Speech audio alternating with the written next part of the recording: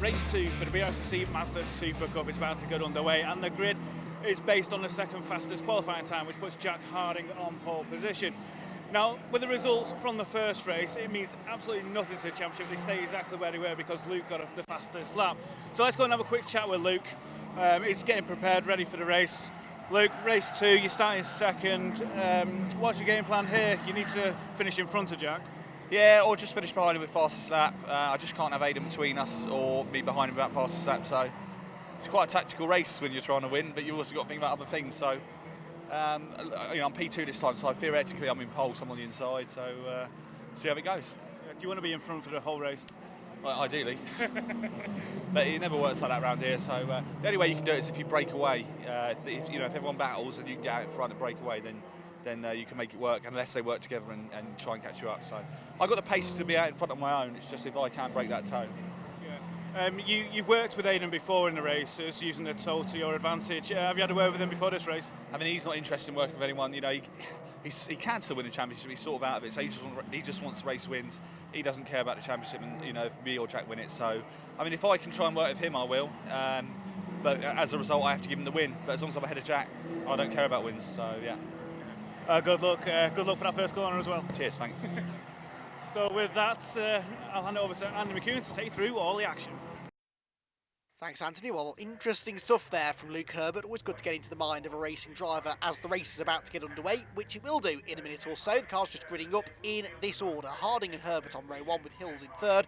Jack Sycamore looking to last further than the second corner before going off the road this time from row number 2, with Patrick Fletcher likewise from the third row ahead of Nick Rutter, then Chris Richardson and Gary Townsend. Then it's David Henderson and George Grant, with Bradley Kent and Will Stevenson at the back of the grid. So the championship standings then, as Anthony said, stayed exactly the same after race number 1, with the same amount of points scored by both Luke Herbert and Jack Harding. So still 6 points in it, with now just 5 races to go. And this second race of the weekend at Silverstone bursts into life with a good start from pole position from Jack Harding this time. But Luke Herbert on that preferred inside line, I think will take the lead into Copse Corner, which indeed he does. Harding there in third position, and immediately look, Herbert moves over to the right hand side of the road to try and defend. He does like to get out in front and control the races if he can, but the Silverstone National Circuit does not really play into that sort of a strategy. Into the braking zone, Harding really applying the pressure. Hills to the outside, Sycamore is 4th place then, with Fletcher 5th, and that the fight for 6th, which is a resumption of the Townsend and Rutter scrap from race number 1, but this time they are back behind our 2 spinners from race 1, Jack Sycamore and Patrick Fletcher, who no doubt will be looking to try and go with the leading 3 if they can. Down the Wellington Straight, they go, and Aidan Hill's looking to the outside line, but look at that, Sycamore is up the inside of Jack Harding now, so Sycamore into 4th position, and this is exactly what Harding will have been worried about, I'm sure, and Luke Herbert will be concerned about, because people like Jack Sycamore and Patrick Fletcher in particular do have the pace to go with the big 3, the 3 H's, Harding, Hills and Herbert, and they are very much doing that in the early stages of this race, so that means there is the potential for maybe more cars to finish between our big 2 in the championship, Herbert and Harding. At the moment, it is Jack Sycamore that is between them, so too Aidan Hills, but Hills is now, as we heard Luke Herbert saying, he's not interested in the championship battle, he just wants race victories. He's trying to take the lead away here from Herbert around the outside of Beckett's corner. Right around the outside, again it's a brave move to make, and Luke Herbert is showing him absolutely no mercy on this occasion. Leads on him coming out of the corner. Is Aidan Hills still alongside, or has Jack Sycamore taken advantage of that to maybe challenge for second position? Herbert trying to fend them all off, Jack Harding coming back into it as well. Herbert will lead into Brooklands for the second time, but Jack Harding may be the man who's on his tail in second place, because he sails around the outside of Sycamore and gets himself alongside Aidan Hills as well. Hills can't turn into LaVille because the 43 car is up the inside, and it looks as though Jack Harding is going to go through here into second place, or is he? Aidan Hills is fighting back again with the momentum on the outside line there through Woodcote Corner. He's on the wrong side of the road really into Copse, but that outside line, whilst he leaves the door open on the inside, it is the quickest line into the turn, and Aidan is able to use that to his advantage to get back through into second place then. Harding will try and fight back, I'm sure, though, into Beckett's corner if he can, and the fact that Hills is not moving back to the inside of the road tells me that maybe Harding is still alongside him, which indeed he is, and so back up the inside goes Jack Harding then. This, though, is going to be of concern for both of them, because it's allowing Luke Herbert to pull away. This is, again, exactly what Luke said. It's almost like he's done one or two of these races before, isn't it, Luke Herbert? He knows that the best way to escape is to get the lead and then hope that everyone behind starts tripping over themselves, which is exactly what they're doing. Look, Aiden Hills and Jack Harding are still side by side. That's nearly a full lap now around the Silverstone National circuit that they were wheel to wheel, and that's delayed them now to the point that Luke Herbert has almost broken the toe.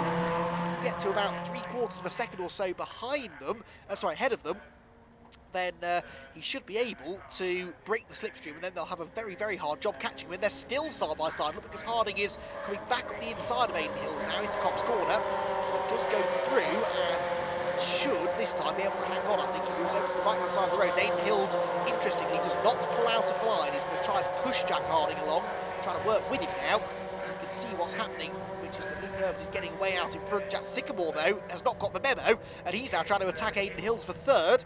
Good racing this, and it's nice to have Jack Sycamore and Patrick Fletcher in amongst the leading trio. So often it has been those three that have filled out the podium places. Jack Sycamore with his one podium at Croft. Fletcher still looking for his first ever podium, though, in the championship, despite having been knocking on the door of it on a few occasions this year. He actually moves ahead of Sycamore now into fourth position there down the Wellington Straight. So Sycamore drops to the tail end of the leading quintet of cars. They are still pulling away from the Gary Townsend, Nick Rutter squabble going on behind them.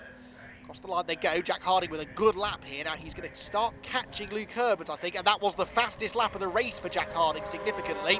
So Jack Harding sets the fastest lap, and remember, he's only had 3 of those so far this year. If he can get a good one here, though, that could be perfect timing. He needs every point he can get. Will Stevenson there, meanwhile, the inside of David Henderson. Nick Rutter, though, seems to have disappeared from that little group now, so Nick Rutter appears to be one of the drivers that's had early issues in this race. Townsend was scrapping not only for overall position in the previous race, but actually also for the Masters class victory.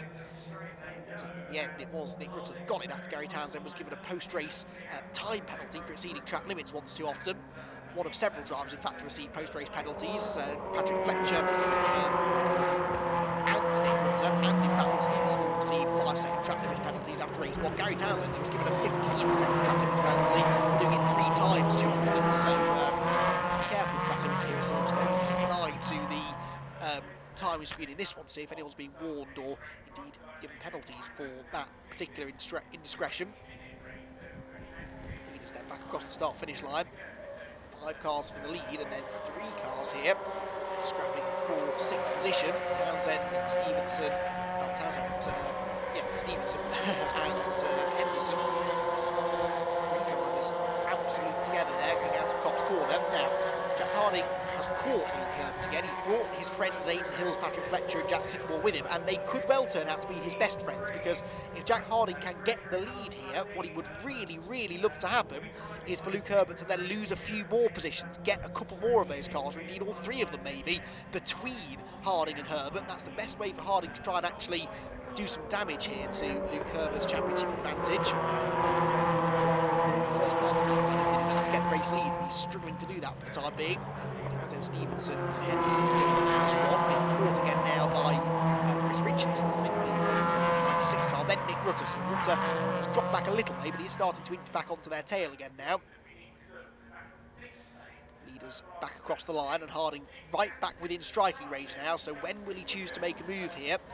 There's no real sense in Harding working with Herbert here. If this was earlier in the season, then we probably would have seen these two working together to try and pull away from the rest of the pack, but that's not actually what Harding wants. It would give him an easier job, but he needs other cars to be there to have the potential to take more points out of Herbert.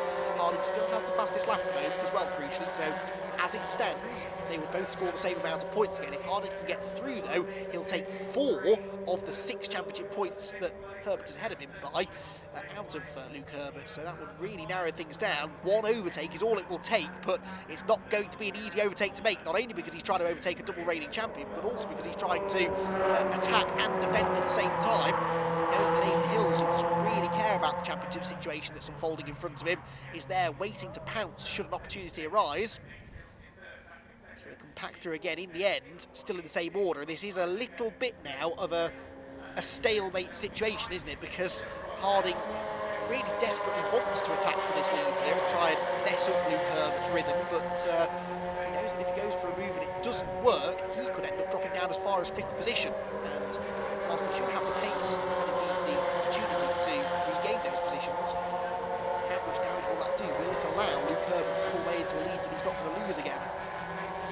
Big gap to the next quintet, actually, because it is now 5 cars fighting for 6th place. So we've got the top 10 cars split into these 2 individual battle packs now, 5 for the lead and then 5 cars scrabbling over 6th position. Will Stevenson has it at the moment, Gary Townsend trying to get it back though, then David Henderson, Chris Richardson and Nick Rutter in that order for the time being. But again, this is subject to change and will likely change several more times, possibly even in the next lap or so, let alone before the checkered flag flies.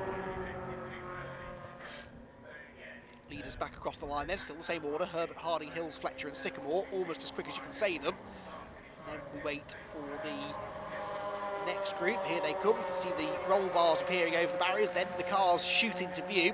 And it is going to be Stevenson from Townsend, from Henderson, from Richardson, from Rutter, that group of 5. And then, actually, there is no lonely driver in the race because Bradley Kent has also got someone to play with there further back.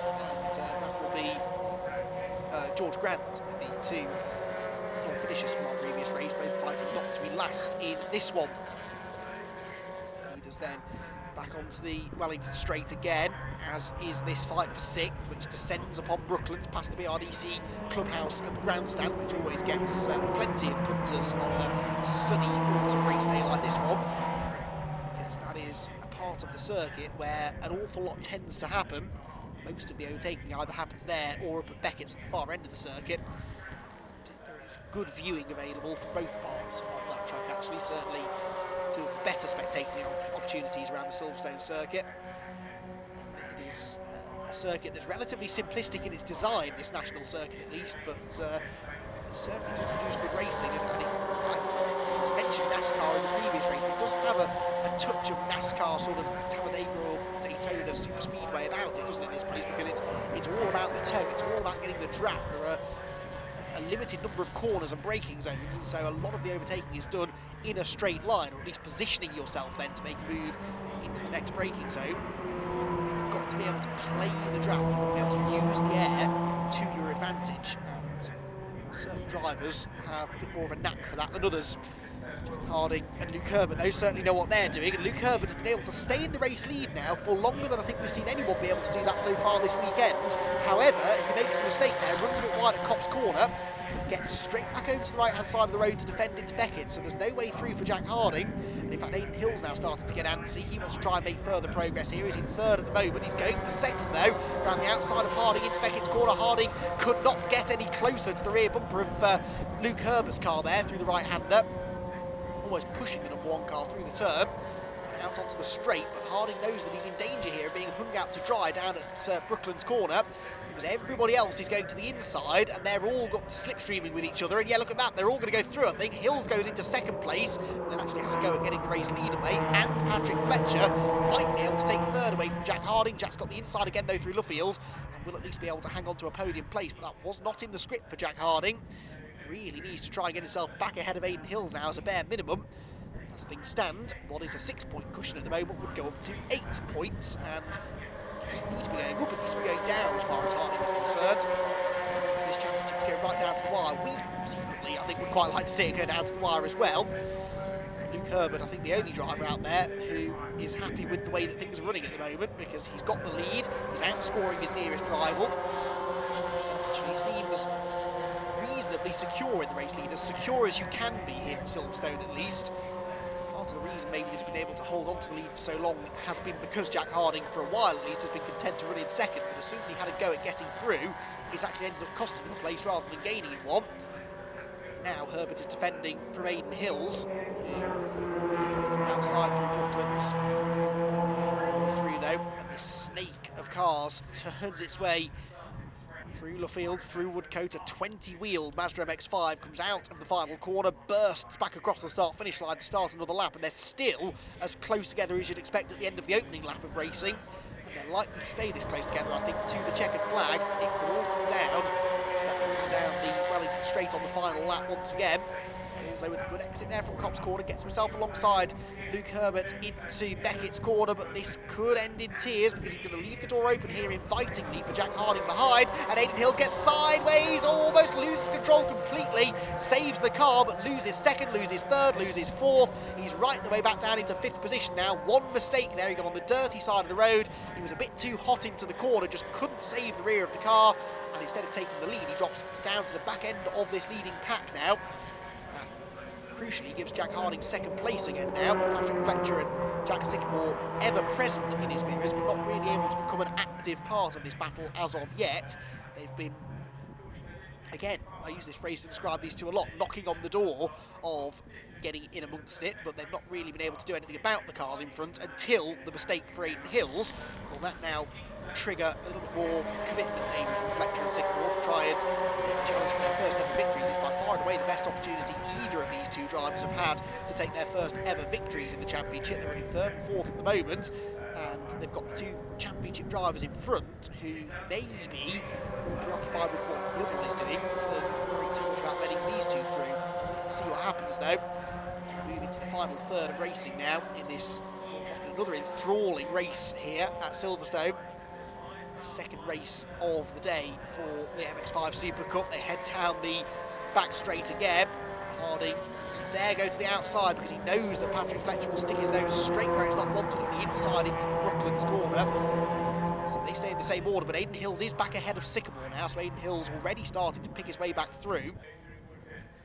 I have to say, Aidan does seem to be the one, doesn't he, that is able to overtake with the most ease, it would seem. We've seen him do it a couple of times now. Every time he gets knocked down the order, he seems to be able to recover a bit more quickly than some of the other drivers around him.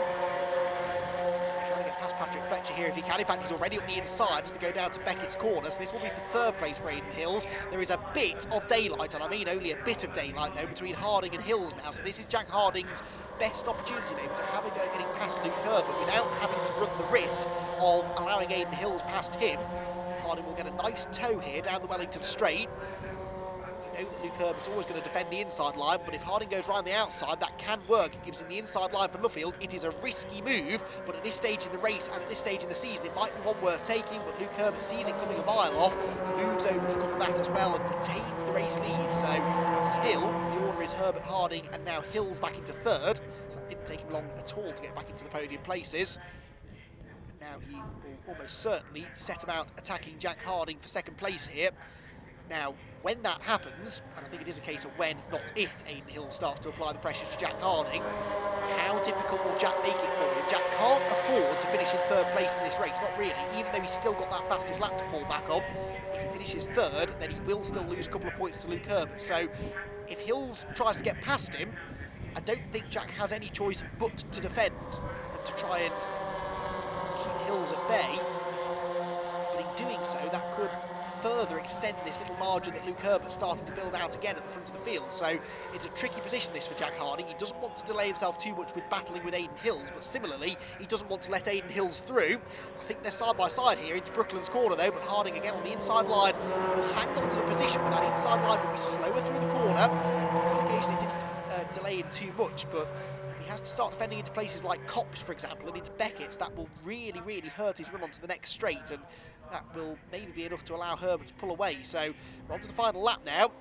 Whatever's going to happen is going to happen sometime in the next 1.6 miles, and it will have a bearing, no doubt, on who wins the championship at the end of the season. Indeed, what the championship margin will be after this race. If things finish as they are now, it will be 4 points in the favour of Luke Herbert. If Harding gets through, it will be even less than that, though. Into the braking zone they go. If he goes through, there'll only be 2 points between them, actually, going into the final race of the weekend. To the Wellington straight again. Tell a lie, if it stays as it is now, it will still be 6 points, won't it? Yes, I beg your pardon, because of course Herbert and Harding would again, for the second race in a row, score the same amount of points, but that might not be the case because Aidan Hills is joining in now as well. Tries to get on the inside of Harding there into Brooklands. Herbert stops the car on the apex. Patrick Fletcher now wants to get his first ever podium. He's alongside Aidan Hills, but he can't complete it into Luffield corner. That though is taking the pressure off of Jack Harding. Can he mount a run to the flag? I don't think he can. Luke Herbert is going to take another race victory. That's his 6th of the season. and what a victory it was under the most intense of pressure. He wins it by nearly 4/10 in the end to retain this 6-point championship cushion that he has over Jack Harding, second in the race and still frustratingly second in the points. Hills is third from Fletcher and Sycamore, then Gary Townsend, David Henderson, Chris Richardson, Nick Rutter and Will Stevenson to round out the top 10. And we got all 12 starters to the finish this time, with George Grant getting the better of Bradley Kent in their private battle for 11th place. Luke led from the start. You got the win after all of that. It wasn't easy keeping him behind, though. No, I mean, I had the advantage that it was sort of a two-way horse most of the race. It was between me and Jack. It's a lot easier to defend against one car than two cars working together, purely for the fact that Aiden had a couple of, of brave moves that could have paid off, but unfortunately for him, it didn't. So he was battling with the other cars, and it just makes it that tiny bit easier. Jack's tyres had gone off, and he wasn't getting the release into the start line straight, so it's just that 2 car lengths I needed just to break the tyre a little bit down here and give me a rest into turn 1. So. Yeah, it's not easy defending, but I'd rather it's like that than the situation of the first race where there's 3-4 of us going for the win, because that's when it becomes stressful and hard work. Yeah, and with you defending all race, I mean, Jack got the fastest lap and it leaves you square again at the top of the championship. Yeah, that's the thing with this championship. You get rewarded quite heavily for fastest lap, but it's the same for everyone. I've benefited massively from fastest laps this year, more than Jack. So on results, Jack's winning, but with the fastest laps through the year, that's where I've got this 6-point bunker. But yeah, so no one's made anything, but Jack's ahead of me in the reverse grid, so he's got the advantage at the minute. So we'll see what happens in race 3. You got Jack and Aiden in front of you, so you got to do it all over again in race 3. Yeah, and we've got Jack Sycamore and Patrick Fletcher. They were. I could see them in the mirrors, biting at our heels the whole race. So with them starting at the front, it might be the chance they need to nick a win off one of us 3 this year. So we'll see. We certainly will. Well, for now, go and enjoy it. Well done. Yeah, thanks very much. Jack. There's not much more you could have got out of that car. Your tyres went off halfway through, but before that you got the fastest lap and you just couldn't get past Luke. Yeah, it was one of those things. I think I set the fastest lap on maybe lap 3 or something really early on, and I expected someone to beat it. Do you know what I mean? I thought it was quite possible, but I managed to hold it all the way through the race. And literally after about lap 4 or 5, my tyres had gone off. I don't know whether we might need to change the setup or whether the pressure was a little bit too high because track temperatures come up. But yeah, I should have no rear end, so fighting with Luke was a little bit more difficult than I'd hoped for. I couldn't get out the last corner, I couldn't get onto the straight either because the car was just sliding too much, that room on momentum. So yeah, second fastest lap, keeps the points the same. I've just got a feeling it's going to keep doing this until last round, so it makes it a little bit more difficult for me, but we'll see what we can do. Reverse grid, I'm usually quite good in them, so we'll try and get the win. Yeah, well, you're starting in front of Luke, so you just got to keep him there. Yeah, it's one of those things that, round here, if you're in front of somebody, it means nothing, do you know what I mean? Because so early on in the race, there's so much slipstreaming. But like I said, we're going to have some slower cars in front of us now, so it's going to make things a little bit more interesting.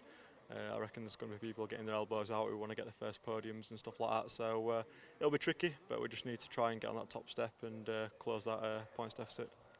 We certainly do. Well, for now, it was a great race. Go and enjoy it, and we'll see you in the next one. Yep, thank you very much. Yeah. Aiden, fantastic race. Did a few attempts for the lead, but that pushed you back down, 3rd place. Not a bad result. Yeah, it's not too bad. I'm always, unless I'm winning races, I'm disappointed now, as we all would be, us 3 at the front. And yeah, I had real good pace early in the race, and I just wanted to get to the front and see what happened. I tried to move, and a little bit of contact that I wasn't too happy with. That just forced me back a little. I think it might have changed the tracking on the car as well, so I did the rest of the race, wasn't quite handling right. Yeah, I managed to, I just stayed calm. I kept looking at the pit board. We had a lot of time in the race, and when I got to about 5 or 6 minutes to go, I thought I'll have a go at the lead now. Got past Jack that lap, and then had a go at Luke, and then just made a mistake myself that time. Dropped back to 5th, and then it was just about trying to salvage a podium out of that. Yeah. Well, congratulations on that. The track temperature has risen as well. Does that make much difference? It's a little bit. It's making the car handle just a tiny bit different. So it's something we're going to have to look at for race 3. I don't think the weather's going to change too much. So yeah, I'm looking forward to race 3. Reverse grid's always my favourite one, and I'll be starting in front of them too. So got to try and make the most of that. Yeah, you're going to have your hands full keeping them behind you. Always got my hands full. Cheers, mate.